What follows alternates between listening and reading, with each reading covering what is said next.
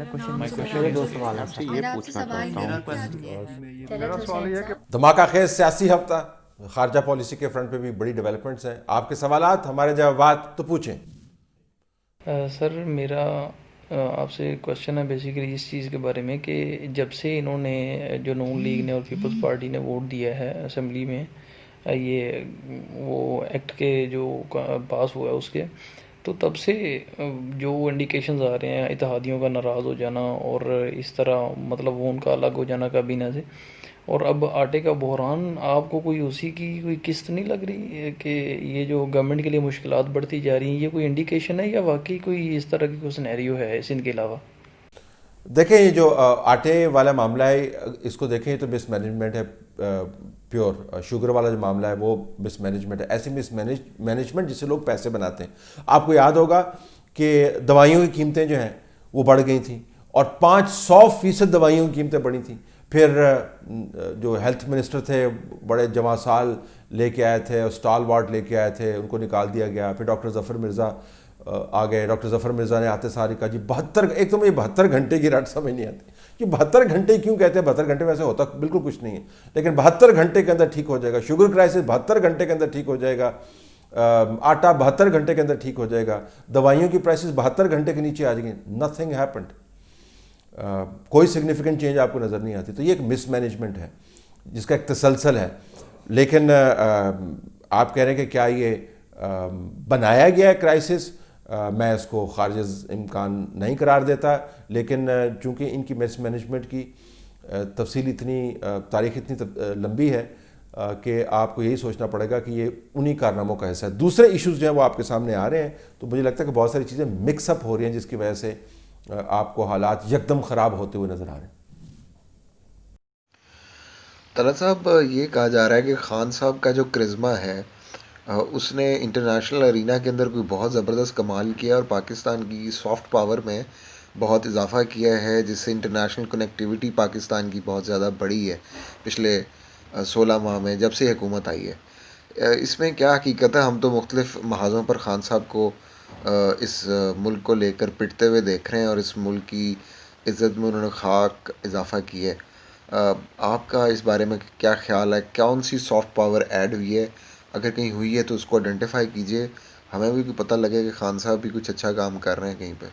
دیکھیے میری رائے کا تو کیا وزن ہوگا، حقائق باوزن ہوتے ہیں. یہ جو حکومت جب اس کی تاریخ لکھی جائے گی تو سب سے بڑا ایشو جو ہے پاکستان کی خارجہ اور دفاعی پالیسی کا وہ کشمیر آپ کے سامنے آئے گا. یہ حکومت اس حوالے سے پہچانی جائے گی کہ ان کے ہوتے ہوئے ہندوستان نے کشمیر کے اوپر مکمل طور پر اپنا قبضہ سٹرنتھن کیا اور ناک کے نیچے سے کشمیر نکال کر لے گی اور اس کی حالت تبدیل کر دی. تو یہ خارجہ پالیسی کے محاذ کے اوپر اگر کوئی بہت بڑی ناکامیوں میں سے ایک ناکامی 72 سال میں لکھی جائے گی تو اٹ ول بی ون. باقی پاکستان کی جو خارجہ پالیسی کا وزن ہے نا وہ پاکستان کے جغرافیے کے اندر ہے. تو یہاں پر محمد خان جنیدی صاحب بھی ہوتے تھے اور بڑے قداور لیڈر تھے، اگرچہ تاریخ میں ان کے اوپر بڑی تنقید ہوتی ہے، قداور لیڈر تھے.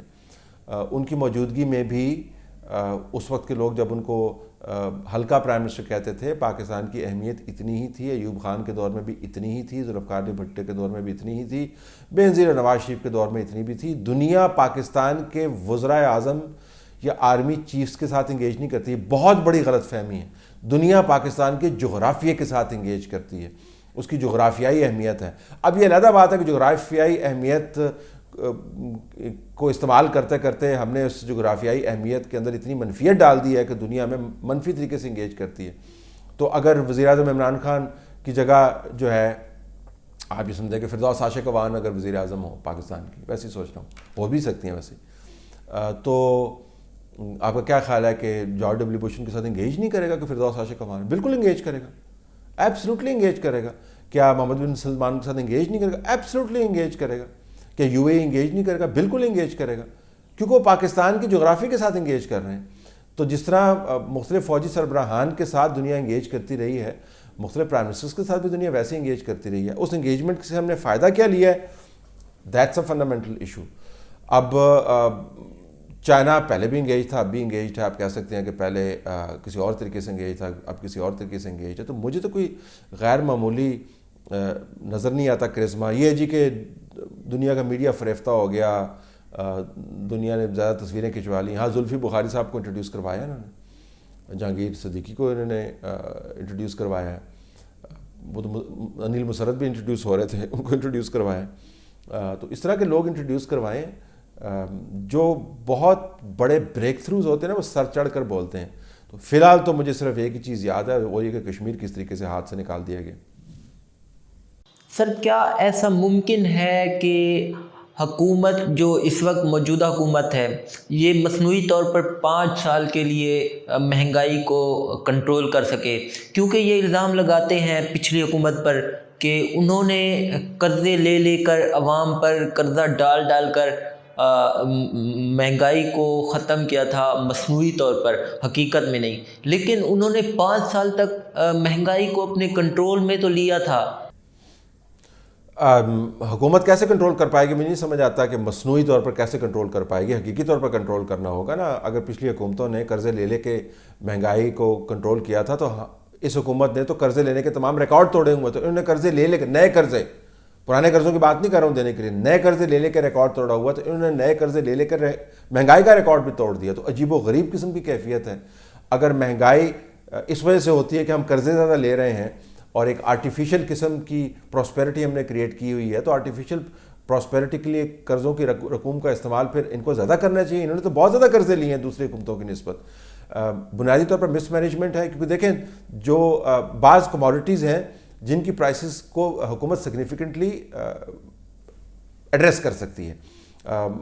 آٹا ہے، چینی ہے، دالیں ہیں، ان کو آپ سگنیفیکنٹلی ایڈریس کر سکتے ہیں. ایون فیول جو ہے اس کو آپ سگنیفیکنٹلی ایڈریس کر سکتے ہیں، کیونکہ اس کے اندر جو کمپوننٹ ہے ڈیوٹیز کا، اگر آپ وہ کم کر دیں تو لوگوں کو سستا مل سکتا ہے. بین الاقوامی پرائسز کا کوشن جو ہے وہ حکومت لے سکتی ہے، لوگوں کو بچا سکتی.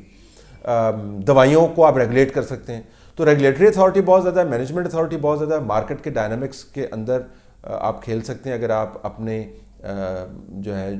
جو آپ مال بناتے ہیں ڈیوٹیز کے ذریعے ان کو کم کر دیں. تو یہ بہت سارے انسٹرومنٹس اویلیبل نہیں کریں گے کیونکہ آئی ایم ایف سے ڈرتے ہیں اور آئی ایم ایف سے پوچھ کے پیسے لگاتے ہیں. اپنے لوگوں کے پیسے اپنے لوگوں پر لگانے سے کتراتے ہیں، کیونکہ آئی ایم ایف کہتا ہے اگر آپ نے یہ کیا تو ہم نے آپ سے ہاتھ کھینچ لینا ہے. اور یہ جب آئی ایم ایف کے لوگ آپ نے لگا دیے ہر طرف تو وہ کس طرح ہونے دیں گے؟